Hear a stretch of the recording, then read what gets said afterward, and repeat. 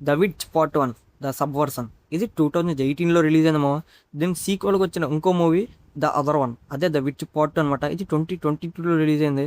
ఇది ఒక Korean sci-fi action thriller మావా. సైలెంట్గా వచ్చి కల్ట్ ఫాలోయింగ్ బిల్డ్ చేసుకున్న క్రేజీ ఫ్రాంచైజ్ ఇది.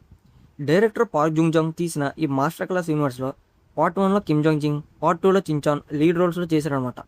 రన్ టైమ్స్ విషయానికి వస్తే పార్ట్ 1 అరౌండ్ 2 hours 5 minutes ఉంటుంది. ఇంకా పార్ట్ 2 కొంచెం పెద్దదమావా, 2 hours 17 minutes ఉంటుంది.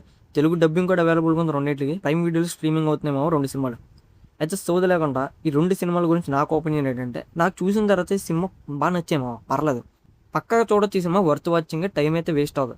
అయితే ఈ రెండు సినిమాలు నార్మల్ సూపర్ హీరో ఫిలిమ్స్ అయితే కావమావా.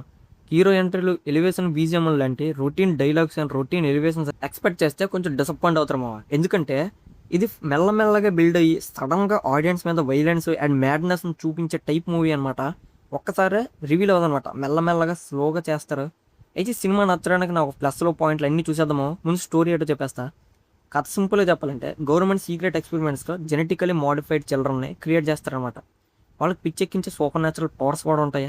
మెయిన్గా మన హీరోయిన్ జాయూన్ ఆర్డినరీ ఇన్నోసెంట్ గర్ల్ లాగా ఉంటుంది, కానీ లోపల మాత్రం ఫుల్ న్యూక్లియర్ రియాక్టర్ ఉంటుంది మామ.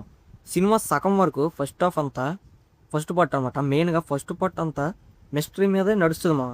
అసలు ఈ అమ్మాయి ఎవరు, ఈ పవర్స్ ఏంటి, విలన్స్ ఎందుకు చేస్తున్నారు ఆమె అనేది స్లోగా క్లూస్ డ్రాప్ చేస్తూ ఉంటారు అనమాట. డైరెక్టర్ పేషెన్స్తో ఆడియన్స్ని మ్యానిపులేట్ చేశాడు మా. ఇక్కడ హీరోయిన్ ఇన్నోసెంట్ ఎక్స్ప్రెషన్స్ వస్తే పాపం రా అమ్మాయి అనిపిస్తుంది, కానీ కొంతసేపు తర్వాత పాపం రా విలన్స్ అనిపిస్తుంది. ఆ రేంజ్లో ఉంటుంది ఓచుకోత. ఎందుకంటే లాస్ట్ 30 minutesలో సడన్గా జానర్ చేంజ్ అయిద్దామా. ఫస్ట్ హాఫ్ మొత్తం కామ్గా స్కూల్ డ్రామా చూసిన ఆడియన్స్కి క్లైమాక్స్లో డైరెక్ట్గా యానిమీ లెవెల్ ఓచుకోతేస్తారు. ఫ్రాంచైజ్ బిగ్గెస్ట్ స్ట్రెంత్ ఏంటంటే ఈ యాక్షన్ సీన్సే. హాలీవుడ్ సూపర్ హీరో ఫైట్స్లా కాదు, ఫాస్ట్, వైలెంట్, ఇంకా రాగా ఉంటాయి అనమాట. కొన్ని ఫైట్స్ అయితే మనుషుల్లా కాదు మాకు కొట్టుకునేది, రెండు వైవే సిగ్నల్లా కొట్టుకుంటారు అనమాట. అంత క్రాష్ స్పీడ్ తోపు అని ఉంటుంది. ఆ ఇన్నోసెంట్ లుక్ వెనుకున్న సైకో నేచర్ని బయటికి తీసి నరుక్కుంటూ పోతారు మామ. రక్తాలు ఏర్లై పారుతుంటుంది, కాన్సార్ ఎరుపెక్కుతుంది అనమాట. బ్యాక్గ్రౌండ్ స్కోర్ కూడా సైలెంట్గా టెన్షన్ బిల్డ్ చేస్తుంది మామ, బాగుంది. లౌడ్ కమర్షియల్ ఎలిమెంట్స్ లేకపోవడం యాక్చువల్ ప్లస్ అయింది మామ ఈ ఫ్రాంచైజ్కి. మెయిన్గా ఈ ఫ్రాంచైజ్లో నాకు నచ్చిన పాయింట్ ఏంటంటే, పవర్స్ ఉన్న క్యారెక్టర్స్ని స్టైలిష్గా ఇంకా సూపర్ హీరోస్లా కాకుండా ఎమోషనల్లీ బ్రోకెన్ ఎక్స్పెరిమెంట్లా చూపించారు మామ. అందరూ మెంటలీ అన్స్టేబుల్ బ్యాచ్ లాగా ఉంటారు. కాన్వర్సేషన్ స్టార్ట్ అయితే చాలు ఎప్పుడు ఎవరు నేసేస్తారో తెలీదు, ఆ రేంజ్లో ఉంటారు. కిమ్ దామీ పెర్ఫార్మెన్స్ అయితే నెక్స్ట్ లెవెల్. ఫేస్లో ఆ కళ్ళల్లో చూపించే డేంజర్ అయితే మామూలుగా ఉండదు మా.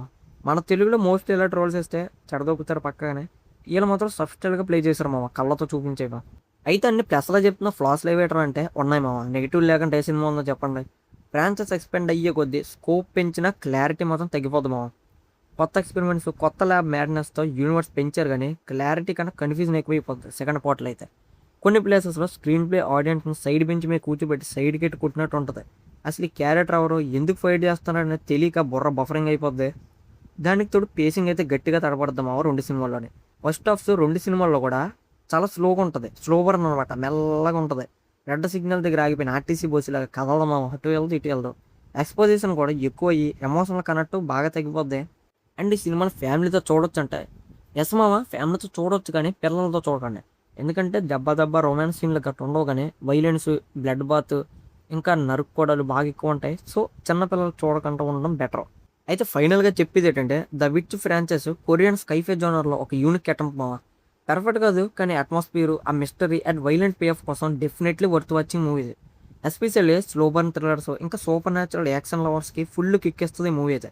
అయితే ఈ మూవీకి నా రేటింగ్ 3.5 out of 5 మావ. అయితే ఈ మూవీ మీరు ముందే చూసారా? చూస్తే సినిమాలో యాక్షన్ సీన్స్ మీకు ఎలాగనిపించాయి? అండ్ కొరియాలో మీకు నచ్చిన బెస్ట్ స్కైఫై యాక్షన్ మూవీ ఏదో కామెంట్ చేయమో.